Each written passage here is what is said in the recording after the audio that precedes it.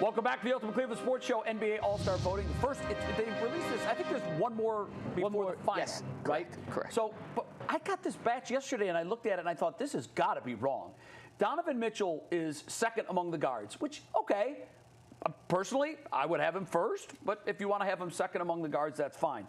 Where it really gets crazy is Evan Mobley is 10th among front court players, and Darius Garland is not even in the top 10 for backcourt players. Mm-hmm. The way it works is the fans get half the say. They Correct. Get 50% of the vote.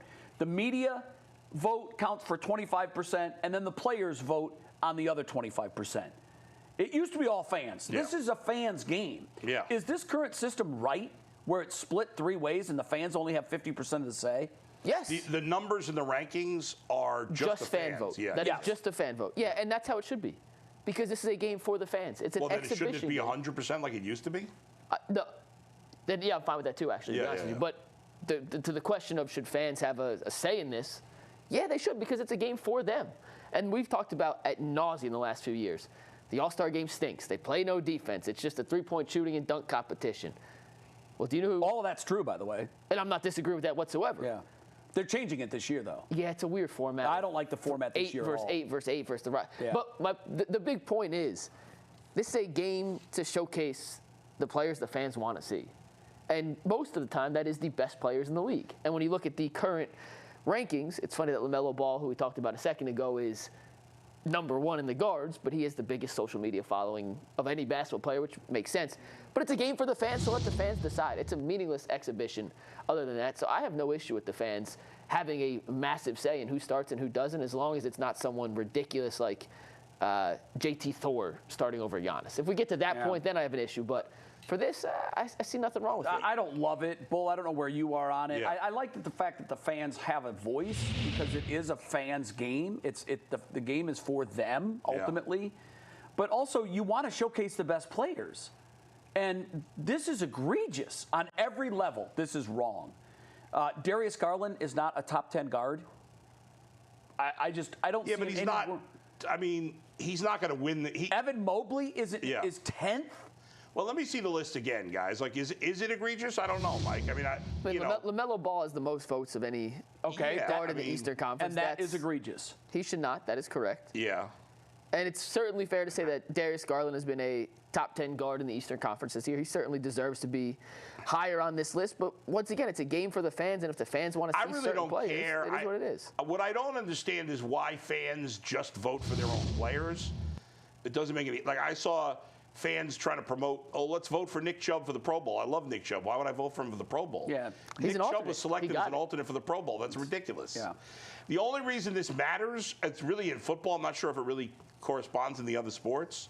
But in football, sometimes guys' bonuses are connected to Pro Bowls. Absolutely. Which is stupid because it's the fans. But teams who vote. Do it. Teams do. They structure a lot of contracts. Let me say this: why I'm fine with the fans voting. I know you thought I wouldn't be, but I am fine with the fans voting because it is their game, and the players would be just as bad. The players might be worse than the fans. Now, this is going to sound biased, but the media would actually do the best job.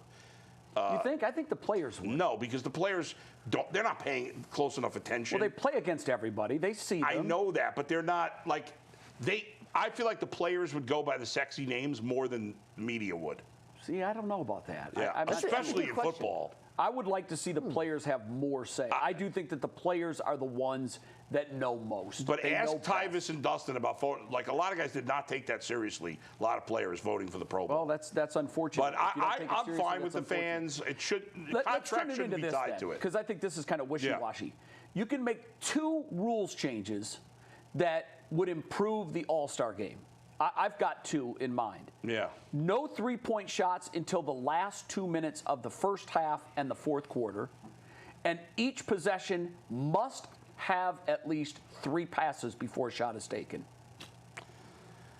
Yeah, I think... I can't watch what they do now. I never watch. I don't watch it anyway. I haven't watched it in 10 years. I only watch the baseball All-Star game. It's the only All-Star game still I'm with you. It's the only one that's any good. But I think ultimately the problem with the NBA All-Star game is nobody plays any defense, and there's no way to legislate that. So, well, I mean, I think forcing the passes would make offense. You'd have to get into a set I don't know. They just run up the court and pass. It's just a track meet right now. Yeah. What two rules would you implement to make the All-Star game in particular better? Yeah. Because they've tried a lot of different things. They're trying something new this year. I'm not interested in that either. How about if you take a charge, it's 20 points, which incentivizes defense? No, I don't want to see that. I'm just saying, I'm trying to play some defense. How about that? I would replace the midcourt line with a moat. That's my baseball idea. Go basketball. Yeah, there you go.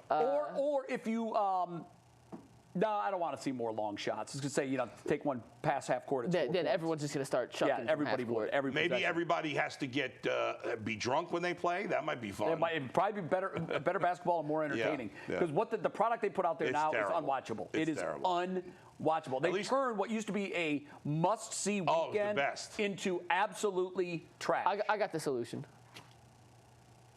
It's one quarter. That's it. It's 12 minutes. And everyone has to play at least 1 minute. So each person has to get in. So you got to get all these crazy substitutions, and that gives you the final 4 minutes. The guys are not going to play defense no matter what you do. And in the final 80s, 4 the minutes, All-Star games were great because guys wanted to. We got to go. We got to go. And that would never happen because for a television rating standpoint, I don't care it's going to happen too quickly. Yeah.